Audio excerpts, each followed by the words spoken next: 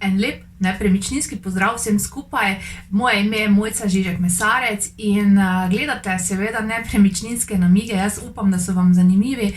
Poskušam jih vsak dan res naložiti zvečer, kot je bilo obljubljeno, za čas karantene. Ampak seveda se nam je zdaj tale čas malo podaljšal in sem se jaz odločila, da ne bom več dajala samo nekih namigov, ker je bil prvotni namen seveda, da se malo pošalimo, da vas malo v dobro voljo spravim, da vidite seveda, kaj določeni izrazi v nepremičninskih oglasih v resnici pomenijo. Torej, da se malo pošalimo na račun nepremičninskih oglasov. Bom pa zdaj seveda, ker bomo očitno še nekaj časa v karanteni, vam dajala še določene namige, na kaj paziti pri nakupu nepremičnine ali pa na kaj paziti seveda, ko prodajate vašo nepremičnino. Tako da, dalje me spremljajte, vesela vaših odzivov, vesela vaših komentarjev, pa gremo seveda na naslednje namige. In že smo pri tipu številka 15.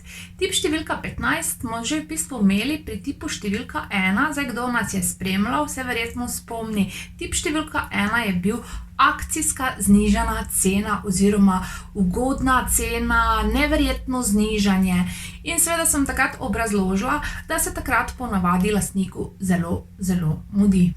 Obstaja pa še ena opcija ali pa še en scenarij, ne le, da se lastniku zelo mudi, lahko se seveda tudi zgodi, da je ta nepremičnina na nepremičninskem trgu že dalj časa in je v bistvu ne želi nihče kupiti. Teda z vidika, da bi nekdo dajal to nepremičnino v najem, torej investicije, je zanimiva, če bo imela ugodno ceno, je pa ne priporočam seveda za nakup, če nekdo misli v njej živeti, ker prvo ugotovite, zakaj se ta nepremičnina že dalj časa ni prodala.